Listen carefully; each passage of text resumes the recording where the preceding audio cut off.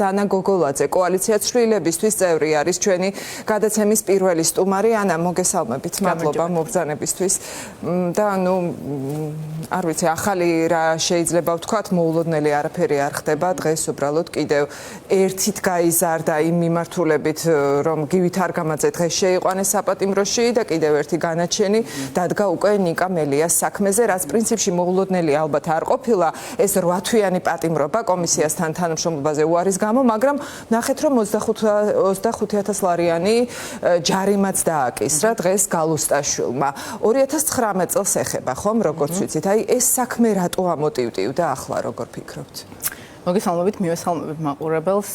ჩვენ ახლა რასაც უყურებთ, ეს არის ქართული ოცნების უსუსურობის და შიშის დემონსტრაცია, ცალსახად შეგვიძლია ვთქვათ, ერთი მეორეს მიყოლებით მსგავსი რეპრესიები, დაჭერილი არის თითქმის ყველა პროდასავლური პარტიის ლიდერი, უკანასკნელი დღეების განმავლობაში დღეს გადაწყვეტილება გამოიტანეს ნიკა მელიასთან დაკავშირებით, გივით არგამაძესთან დაკავშირებით, კიდევ ველოდებით ნიკა გვარამიას და სხვა ლიდერების წინააღმდეგ, ხომ, იდენტურ გადაწყვეტილების და ეს არის ქართული ოცნების უბრალოდ ფსევდო ძალის დემონსტრირების მცდელობა ამ შემთხვევაში, რომელიც მათ უბრალოდ არ გააჩნიათ. ამას უყურებთ და ყველა გადაწყვეტილება იქნება ეს ჯარიმა, თავისუფლების აღკვეთა თუ ნებისმიერი ტიპის გამოვლინება უბრალოდ ერთ რამეზე მეტყველებს, რომ ისინი ამ ფორმით ეს შეეხება ყველას, იქნებიან ესენი პოლიტიკური პარტიების ლიდერები, ექიმები, მასწავლებლები, სტუდენტები, თუ ასე შემდეგ, ყველას, ვინც ამ ქვეყანაში აჟღერებს საპროტესტო ხმას და არ ეგუება და არ თანამშრომლობს რეჟიმთან, ყველას იდენტური გზით გაუსწორდებიან, მხოლოდ ერთი მიზნით და ბოლომდე მოგვაწვევიან აუცილებლად ამ პროტესტში მყოფ ადამიანებს, ყველა შესაძლო ფორმით, რომ გატეხონ და ნიჰილიზმში ჩააგდონ საპროტესტო მუხტი, მაგრამ ამას ვერ ახერხებენ. ეს არის ძალიან მნიშვნელოვანი, ხო?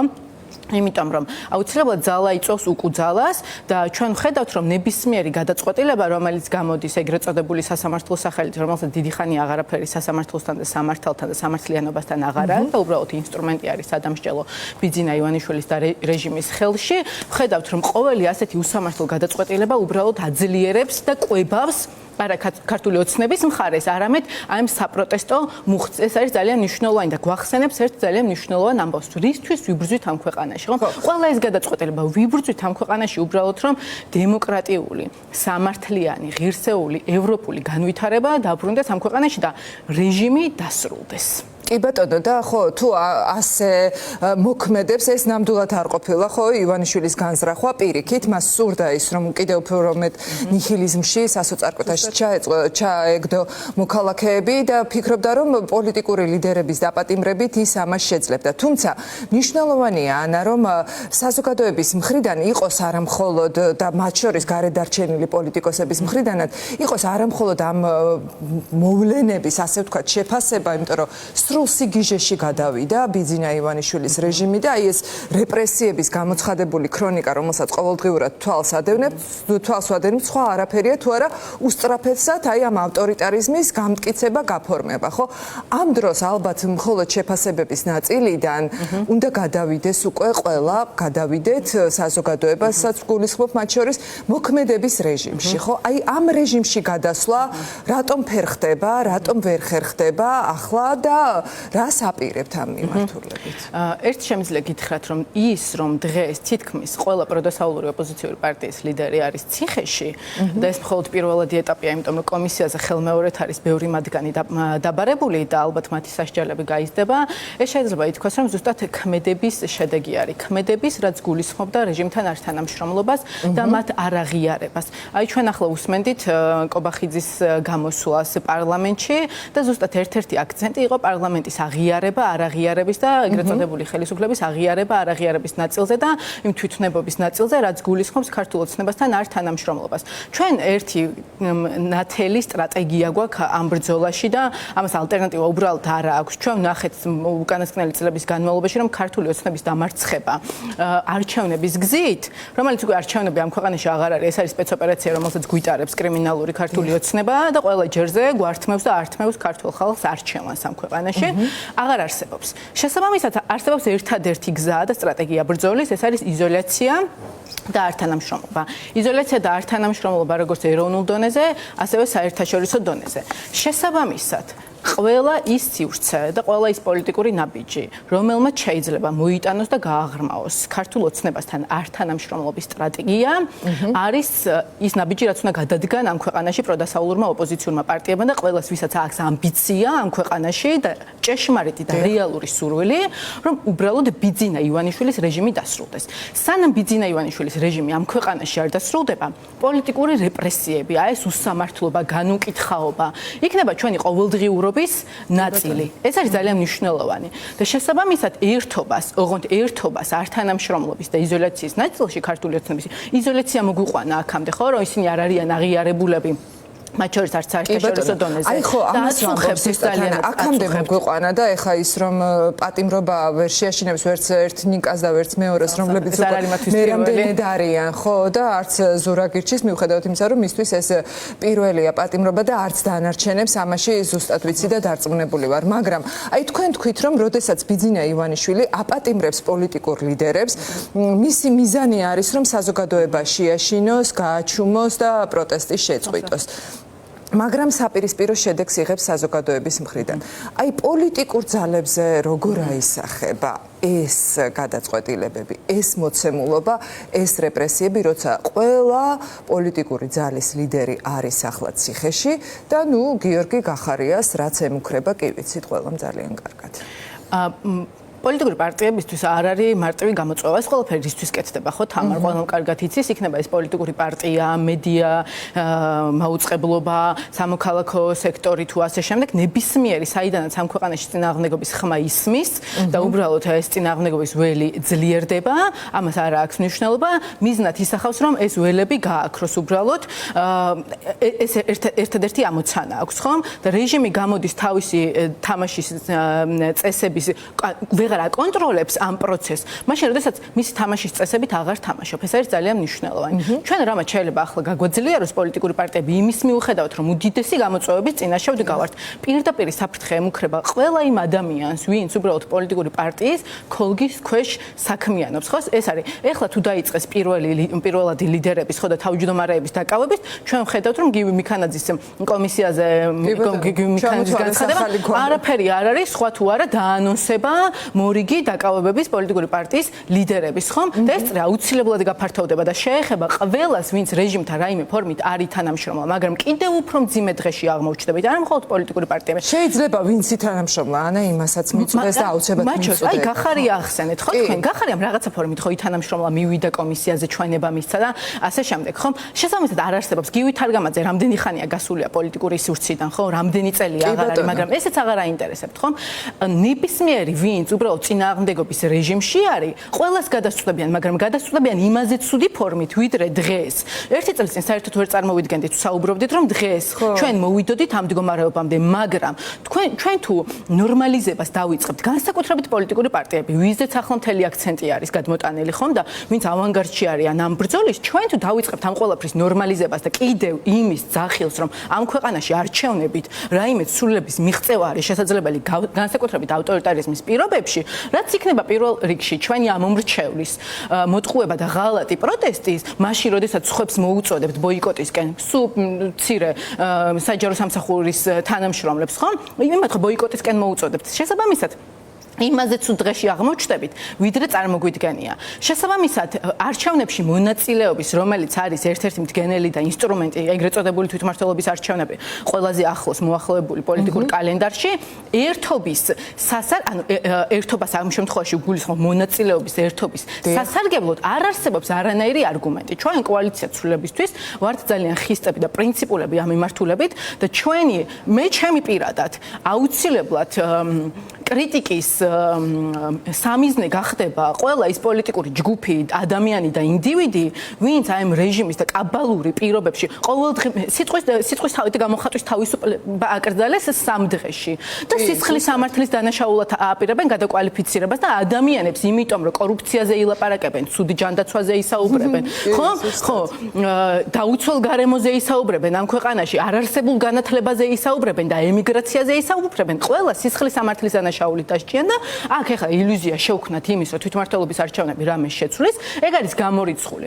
კიდევ ერთხელ ვიმეორებ, ერთადერთი რაც გაგვეძლიერებს არის იზოლაცია ქართული ოცნების. იზოლაცია ქართული ოცნების და ამასთან თქვენც არაერთხელ გაუსვით ხაზი და არ ვიცი ეხლა ყველა პარტიის წარმომადგენელი ამ სტუდიაში თუ სხვა სტუდიებში ყველა ხაზს უსვამს, რომ ამ ძალიან მძიმე ვითარებაში, როგორშიც მართლა არასოდეს ყოფილა არც ქვეყანა, არც პოლიტიკური სპექტრი და არც კრიტიკულად განწყობილი თუ არაკრიტიკულად განწყობილი და მდუმარე საზოგადოება, ასეთი მოცემულობა არასდროს არ ყოფილა. ანა და ვინაიდან ბიძინა ივანიშვილი ჩქარობს, უნდა იჩქაროთ ალბათ თქვენც, ხომ? სწრაფად არის მისაღები გადაწყვეტილებები და რაც თავარია, იმგვარი გადაწყვეტილებები, რაც დიდ დარტყმას მიაყენებს ივანიშვილის რეჟიმს და არ მისცემს მას საშუალებას, რომ ბოლომდე გააფორმოს ეს ავტორიტარიზმი. აქ ერთიანობის გარეშე რომ არაფერი არ გამოვა, ამაზე ყველა თანხმდებით, ხო? მაშინ აი როგორ უნდა მიაღწიოთ ამ ერთიანობას, ამ უკვე ყბადაღებულ ერთიანობას, რაზე და რა ფორმით, იმიტომ რომ მე როგორც ხვდები, ჯერჯერობით ისევ არ შემდგარა რაღაცა საერთო შეხვედრა, რომ რაღაც ვარიანტებზე მაინც იმსჯელოთ, ხო? შეხვედრები იმართება თამარ, ჩვენც ძალიან დიდი მცდელობა გვაქვს და სურვილი, იმიტომ რომ ჩვენ მოკავშირეები ყავს ხომ ამ პროცესში. ყველა ის პროდასავლური პარტია, სამოქალაქო აქტორი თუ ასე შემდეგ, ვინც უბრალოდ ამ 7 თუ 8 თვის განმავლობაში არის ბრძოლის წინა ხაზზე და ვინც გულწრფელად გულშემატკივრობს ამ პროცესს და კრიტიკულ მომენტში ვართ მისულები და ამას სულ ცოტა ის ტემპი აჩვენებს, რასაც ბიძინა ივანიშვილის რეჟიმი და ეგრეთ წოდებული პარლამენტი, ხო? პრესინგის ხო რაღაცა გაძლიერებით ცდილობს პროცესზე. აჩვენებს იმას, რომ კი, ნამდვილად გარდამტეხი მომენტი არის. და შესაბამისად, ერთობა, ოღონდ პრინციპების გარეშე არის კრიტიკულად მნიშვნელოვანი. ჩვენ ძალისხმევას არ ვაკლებთ, როგორც ინდივიდუალურ, ასევე პარტიულ დონეზე, რომ რაიმე ფორმით ეს ერთობა შედგეს. ერთობა არჩევნების ბოიკოტირებასთან დაკავშირებით. დღეს თუ ვინმე ამ ერთობას არღვევს უმცირესობა, იმიტომ დღეს უმრავლესობას მიაჩნია, რომ ეგრეთ წოდებულ თვითმმართველობის არჩევნებში მონაწილეობა და ამ კრიმინალურ პროცესში მონაწილეობა არის ღალატი პროცესი. აი ამ ხომებზე ერთმანეთს ტელეეთერებით ელაპარაკებით, ანა თუ დახურულ კარს მიღმა ელაპარაკებით. პირველ რიგში ბუნებრივია დახურულ კარს მიღმა ელაპარაკებით და ვცდილობთ რაიმე ფორმით რომ ეს ერთობა შედგეს. ეს არის ჩვენთვის ძალიან მნიშვნელოვანი, სანამ რაღაცა საჯარო სახეს მიიღებს ეს ყველაფერი, რაც ძალიან არ გვინდა ჩვენ, იმიტომ თუ რამეს დააზიანებს და ვინმეს დააზიანებს ეს პროცესი. განსაკუთრებით პროდასავლურ ფლანგზე ურთიერთ თავდასხმები იქნება საპროტესტო ნაწილი, ხომ? და ეს ჩვენ ინტერესებში საერთოდ არ არის. ჩვენ ერთობას ყოველთვის დაწყებული არჩევნები ჩანიშნული არ იყო, სულ გულშემატკივრობდით და ჩვენი კოალიციაც ალბათ ამის გამოვლენა. აი დახურულ კარს მიღმა იგივე არგუმენტები გესმით, რაც ტელეეთერებიდან და არ არის, ვთქვათ, უფრო პოზიციების დაახლოების რესურსი, აი რაღაც რესურსი რჩება თუ არა. პოზიციები დღეს თუ ვინმე უნდა დაახლოეს, ეს არის უმცირესობა, რომელიც რჩება უმრავლესობის მიღმა. დღეს უმრავლესობა მოითხოვს ბოიკოტირებას და იზოლაციას ქართული ოცნებისას. შესაბამისად, დღეს ის აქტორები, ინდივიდუალური აქტორები იქნებიან თუ პოლიტიკური პარტიები, ვინც ჯერ კიდევ ფიქრის და გადაწყვეტის რეჟიმში არიან, მიიღონ თუ არა თვითმმართველობის არჩევნებში მონაწილეობა, მათი მხრიდან არის ეს ნაბიჯი გადამსადგმელი და მათ გულწრფელად უსურვებდი, რომ არ აღმოჩნდნენ პროცეს მიღმა გარიყულები, რაც პარტიულად მათთვის ძალიან დიდი დარტყმა იქნება პირველი და ასევე დააზიანებს პროცესს და მე გულწრფელად უსურვებდი, იმიტომ იმ პარტიებში არიან არა მხოლოდ ჩვენი კოლეგები და პროცესის გულშემატკივრები, არამედ ჩვენი მეგობრები და მე ვუსურვებდი, რომ ეს ბრძოლა არ გაანიავონ უბრალოდ და დიდი იმედი მაქვს და მოლოდინი მაქვს, რომ უმრავლესობას ამ ნაწილში, იზოლაციის და ბოიკოტირების ნაწილში ქართული ოცნების, რაც არის ცალსახა წარმატების გზა, აუცილებლად, უბრალოდ ამას სხვა ალტერნატივა არც აქვს. ეხლა ჩვენ რო ვიჯდეთ და სხვა გზაზე ვიმსჯელოთ, ესეც გზა არ არსებობს. იზოლაცია არის ერთადერთი გამოსავალი და ამ პროცესში პოლიტიკური პარტიების გაძლიერება. რომ გაძლიერებას მოიტანს ხალხის მხარდაჭერა. ხალხის მხარდაჭერა იქნება იქ, სადაც ხალხის დაკვეთა შეასრულებენ პოლიტიკური პარტიები და ამიტომ მე გულწრფელად ვისურვებდი, რომ ეს უმცირესობაში მყოფი პოლიტიკური აქტორები დღეს მიიღებენ ხალხის სასარგებლო და პოლიტიკური პროცესის სასარგებლო გადაწყვეტილებას. კი ბატონო, თქვენ მხედველობაში ყავთ, რომ ამ გადაწყვეტილებას მიიღებენ მაგალითად ლელო ძლიერი საქართველოს წარმომადგენლები თუ გახარიას პარტიაზეც იგივეს ფიქრობთ? ცალსახად. ჩვენ ვისურვებდით ყველაზე ახლა პირველი ლელოს პარტიასთან დაკავშირებით, რომელიც ამოცემულობით თითქოს დააპირებს არჩევნებში შესვლას და ასევე გახარიას პარტიას აქტორი არის, პოლიტიკური აქტორი არის და შესაბამისად ყველა ვინც დღეს კიდევ ფიქრის რეჟიმში არის, გუშინ თუმეტეს დიმიტრი ციკუტიშვილმა გააკეთა განცხადება იმასთან დაკავშირებით, რომ მას განსხვავებული პოზიცია აქვს და განსხვავებული პოზიციები აქვს პარტიებში ადამიანებს და მიმდინარეობს მსჯელობა. ხო, ეს ცუდი სულაც არ არის, პირიქით ძალიან კარგია, როცა განსხვავებული პოზიციები არის პარტიაში და პარტიებს შორისაც, როცა არის ასეთი განსხვავებული პოზიციები, ანაი ხშირად მაგალითად ამაზეც აკეთებენ ხოლმე აქცენტს და ამით რომ შევაჯამოთ თან ჩვენი საუბარი, აი იმ პარტიების წარმომადგენლები, ვისაც განსხვავებული პოზიცია აქვს და ფიქრობენ, რომ რეჟიმის დასუსტება ბრძოლის აი ამ ფორმით არჩევნებში შესვლით არის შესაძლებელი. ამბობენ, რომ მაგალითად თქვენს კოალიციას თუ ნაციონალურ მოძრაობას აქვს უკვე ძალიან ხისტად და მკაცრად ჩამოყალიბებული პოზიცია ბოიკოტთან დაკავშირებით და ამიტომ მაშინ როგორ უნდა მოხდეს შეთანხმება თუ კი არც თქვენ ნახევარნაბიჯს არ გადადგამთ და არც ისინი, ანუ რაღაც შუალედური არსებობს ამ შემთხვევაში, არც ვიცი როგორ შეიძლება რომ აქ დაახლოვდეს პოზიციები. კონფორმიზმი და რაიმე ტიპით თანამშრომლობა ქართულ ოცნებასთან არის ბრძოლის დასუსტება და დამარცხების ტოლფასი. ჩვენ ვიცით ეს ზუსტად. მარტო ჩვენ კი არ ვიცით. ავტორიტარიზმთან ბრძოლის ფორმულა ეგეთი არის. იზოლაციაში უნდა მოაქციო, არის თანამშრომლო, გარიყო ეროვნულ, საერთაშორისო, ადგილობრივ დონეზე, ყველა დონეზე. თუ შენ მისი თამაშის წესებს მიყვები და ფსევდო რაღაცა დეკორაციულ ფუნქციას ასრულებ და ფსევდო დემოკრატიის პროცესში მიყვები, ხომ? ეს უკვე მარცხდება. ავტორიტარული რეჟიმი იმარჯვებს და ბრძოლაში მყოფი მხარე მარცხდება. შესაბამისად ჩვენ ამ ნაწილში კომპრომისზე წასვლას ზუსტად ვიცით, რომ არ ვაპირებთ. რის ფასათაც არ უნდა დაგვიჯდეს. ეს იქნება ჩვენი თავისუფლების ფასი. თუ სხვა რაიმე რეპრესიების ფასი. ეს ვიცით ზუსტად, იმიტომ ეს ბრძოლა იქნება განწირული მაშინ და ყველა ადამიანი ჩვენ თავებზე აღარ გვაქვს საუბარი. აი ეს რიგითი სტუდენტები, ჟურნალისტები, მასწავლებლები, ვინც დღეს ბრძოლის წინახაზე არიან, იმათაც გავწირავთ. შესაბამისად ჩვენ ამ კომპრომისს არ ვაპირებთ და ვეცდებით, რომ აი ეს უმცირესობა გადმოვიყვანოთ უმრავლესობის მხარეს. დიდი მადლობა ანა გოგოლაძე, წარმატებას გისურვებთ კოალიცია ცვლილებისთვის წარმომადგენელი იყო ჩვენი სტუმარი.